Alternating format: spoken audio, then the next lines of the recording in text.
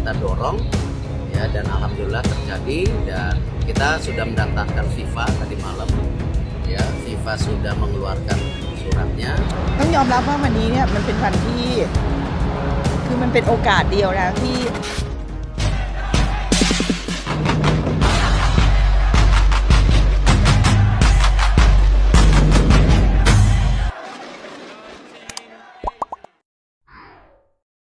masih perlu proses, kita tunggu ya. Kalau FIFA-nya tadi malam udah keluar. Akhirnya Erick Thohir bocorkan calon penyerang naturalisasi baru untuk timnas Indonesia. ต้องขอโทษนะคะคนไทยนะคะแฟนบอลทั้งประเทศนะคะต้องยอมรับว่าวันนี้ Presiden Federasi Sepak Bola Thailand sebut timnas Indonesia tak bisa lampaui negaranya.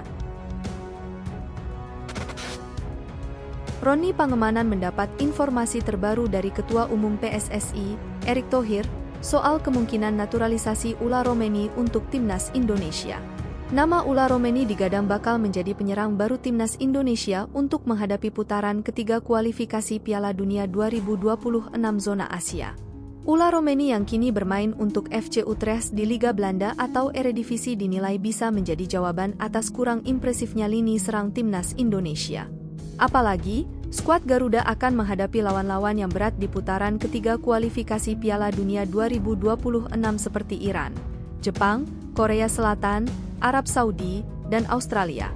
Maka dari itu, kehadiran pemain berusia 23 tahun ini bakal menjadi tambahan amunisi yang luar biasa untuk timnas Indonesia di putaran ketiga nanti.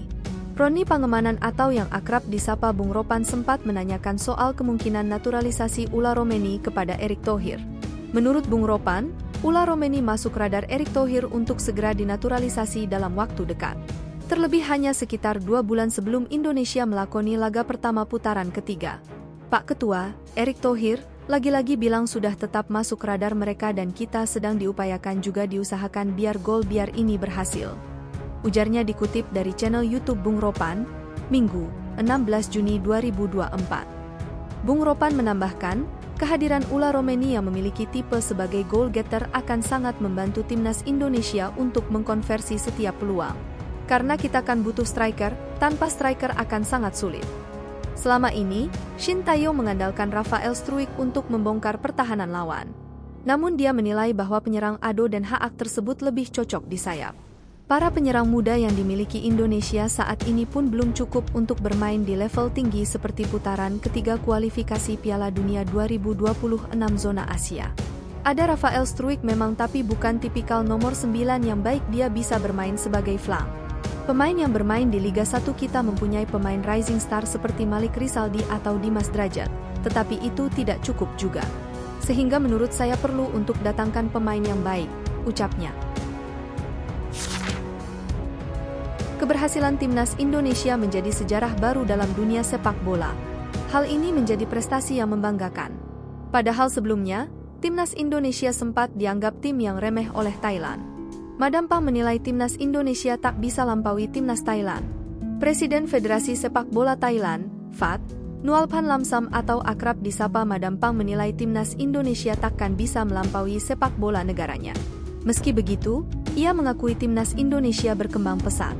Meski begitu, ia mengatakan setiap tim di Asia Tenggara sudah sama-sama berkembang pesat, tak terkecuali Thailand.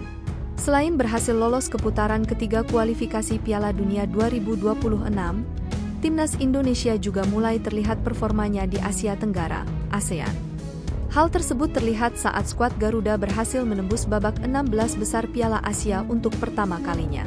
Kemudian, timnas Indonesia U23 yang baru pertama kali tampil di Piala Asia U23 juga berhasil menempati posisi 4 besar. Sayangnya, anak asuh Shin Tae-yong ini harus menerima kegagalan di Olimpiade Paris 2024 usai menelan kekalahan 0-1 dari Guinea di babak playoff. Melihat potensi timnas Indonesia yang tidak main-main, Madam Pang punya jawaban sendiri saat ditanya siapa yang lebih baik antara timnas Indonesia dengan Thailand. Dengan tegas, Madam Pang merasa tak yakin jika timnas Indonesia bisa melampaui timnas Thailand. Saya tidak yakin timnas Indonesia melampaui Thailand. Seperti yang Anda ketahui bahwa setiap negara sekarang terutama di Asia dan juga Asia Tenggara, level sepak bola sangat dekat, kata Madam Pang dikutip dari YouTube Harimau Malaya. Kemudian ia mengatakan setiap negara di Asia Tenggara telah melakukan pengembangan dalam sepak bola. Namun, ia menilai kompetensi sepak bola hanya berlangsung di dalam lapangan, di luar itu semua hubungan antar negara tetap penting. Sekarang setiap negara telah mengembangkan lebih banyak tentang sepak bola. Tetapi kompetisi tentu saja hanya dalam 90 menit di lapangan, setelah pertandingan persahabatan dan sportsmanship antara masing-masing negara sangat penting, pungkasnya.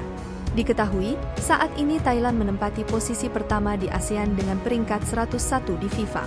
Vietnam berada di posisi 115, dan Indonesia ada di posisi 133 dunia usai mengalahkan Filipina.